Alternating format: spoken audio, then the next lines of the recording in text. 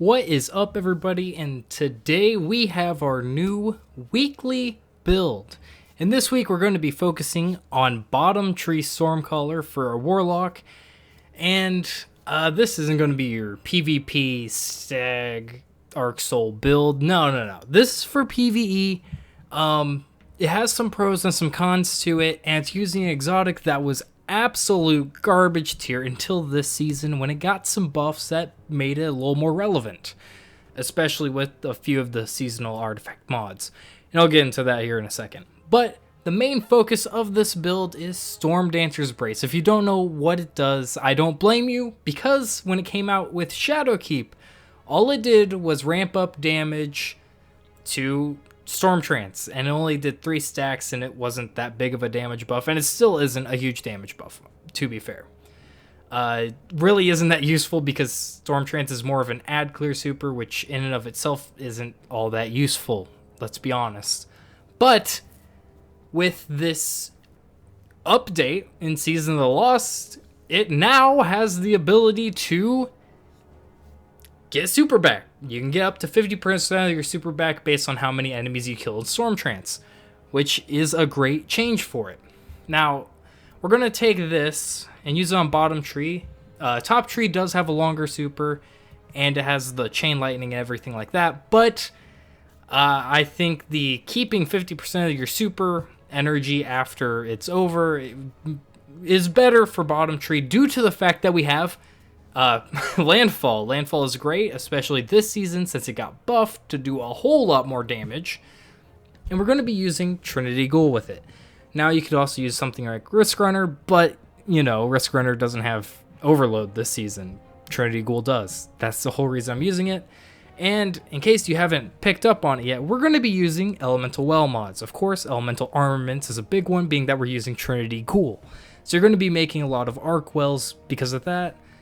I personally like Storm Grenades. You can use Pulse Grenades if you prefer that, of course. But, you know, Elemental Ordnance. Get more Arc Wells from your grenades. That's all great and good. Font of Might, of course, it's a go-to. It's a must-pick for most people, even if they're running Charge with Light mostly. It's just a great way to boost your damage on your primary or a heavy weapon or something like that. And so your Trinity Ghoul does more damage, which is always nice to see. But the key to this really isn't any of those. I mean, Elemental Armaments, yeah, but the biggest part of this is Well of Potency. Well of Potency, I've talked about it before. I've used it in other builds. Basically, if you pick up a well or Elemental Well, it gives you super energy, and you're making quite a bit of Arc Wells, so you get a decent amount of wells back. And then I think I threw on Elemental Light just because we're going to be supering a lot, and it just made sense to me. You could also use hands-on. For this strike specifically, Hollow Layer, I do not. And I would argue that Hollow Layer is possibly the worst strike for this build, and I'm going to get into that. It's kind of some general pros and cons of it. The pros of this, great ad clear. The ad clear is excellent. Champion clear is pretty good. I wouldn't say this is the best bow for Overload, of course, that being Le Monarch. But Trinity Ghoul's pretty okay with it. It has great ad clear. And boss damage it has a little to be desired. But the main things we're looking for with Trinity Ghoul is just to clear some ads for us. Now, Reed's Regret, that can be our boss damage. And then I like Ignition Code, so I threw it on. It blinds enemies. It does decent boss damage. It's just a good pick. And then your super. Heavy ad clear. Your grenades help with ad clear too. Most of your boss damage is coming from that Landfall, your Reed's Regret, and your special weapon in your kinetic slot. Ignition Code, for example. Ad clear is our focus. Now, in Hollow Layer, there's a small problem with that. Storm Trance ad clears in close to mid-range. You know what also happens at close to mid-range in Hollow Layer Nightfalls? Mini Screebs. You kill a Stalker, they spawn a Mini Screeb. So if you're running through a horde of enemies and there's Stalkers in there, there's a decent chance you're going to get blown up. So Keep that in mind if you ever want to run this build. Hollow Layer, not the best activity to run it in, especially if it's a Grandmaster. Don't lose your Grandmaster run because you wanted to run Stormtrance. It's not great. But one of the smaller things about this build that I think really excels in helping you out overall is Arc Souls. Gives you a little bit more damage, which is just good in PvE or PvP. And it's just a little helper. Hilariously enough, let's talk about mini screeps for a second. The biggest con of this build, at least this week specifically, is mini screeps. I think there's a weird way that they work, and they don't count as enemies, they count as entities. So think like a Jotun shot or a grenade, and I think rockets too can be shot. You can shoot it, but it's not going to aim assist to it. So, because you can't aim assist to it, Stormtrance cannot hit mini screeps.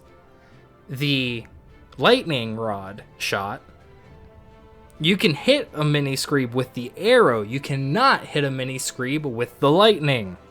It will not seek it. It doesn't have the aim assist for it. But strangely enough, even though those need aim assist to hit things, I think that's how it works at least, Arc Soul does. Arc Soul randomly hits mini screeps. I don't understand why, but it does aim for mini screeps, while Stormtrance and Trinity Ghoul cannot hit them. So if you're running this, I would run it in a fire team, and hopefully one of your teammates has a strategy of killing mini screeps to help you out, since you can't really take care of them by yourself. Or just don't run this in Hollow Layer. I think that's the easiest one. Something this would be pretty decent in is Lake of Shadows, or anything where you have... I prefer Unstoppable Overload, because then your heavy slot can be dedicated to a linear fusion like Reed's Regret or Threaded Needle. That's just me personally. Of course, you could throw anything in any of those slots, so it's kind of up to you. Yeah, Hollow Layer, not the best strike for this build. I've recognized this, but overall, it is a very fun build. It's very good at clearing ads. You do more damage to ads. It's not very noticeable, but you do. And you get your super back. That's the main part of it. Champions or larger enemies, you can landfall them and then clear out the rest of the enemies with normal Stormtrance. Overall, it's about spamming your super. Well of Potency, you pick up Elemental Wells, you get super back. Same with Orbs of Light, you pick those up, you get super back. Of course, that's just how they work. So this build does just work. It's pretty simple compared to some other builds that I've covered, and it's more complicated than some builds I've covered. It's very fun, it's pretty usable. Just Hollow Layer isn't your go-to build. If you're a Warlock, I would recommend maybe the double special build I had a while back using scatter grenades and nothing manacles. That might be a good one to use. I had a Shadebinder one using Traveler's Chosen, I believe. There's a few different builds I would recommend. I could do my normal build at some point, other than just these random builds that I do.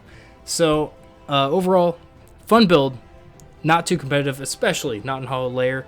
And what you need to run it: Trinity Ghoul, StormDancer's Brace. Those are the two exotics you need. For mods, you'll need Elemental Armaments, Font of Might, Well of Potency, Elemental Ordnance, and Elemental Light. You get all your abilities faster, especially your super and your rift. And Arc Souls really help you. Make sure you're on bottom tree.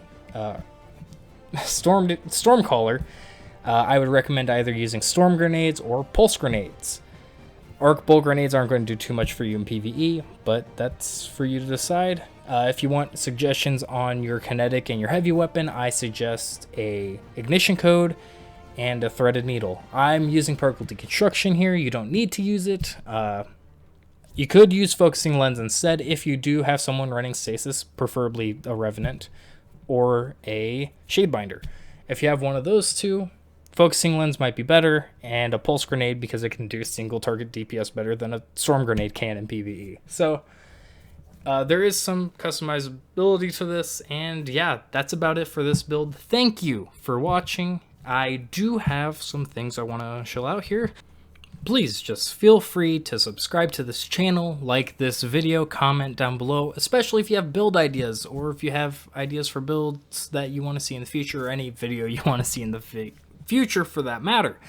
I have a Twitter account, mostly post jokes there. Sometimes I post about Destiny. I have a Discord server. I'm trying to be more active in there. I've just been busy lately. I also live stream most Mondays and Tuesdays. Sometimes I miss it, but those VODs, when I do stream, will be up for 1 to 2 days after.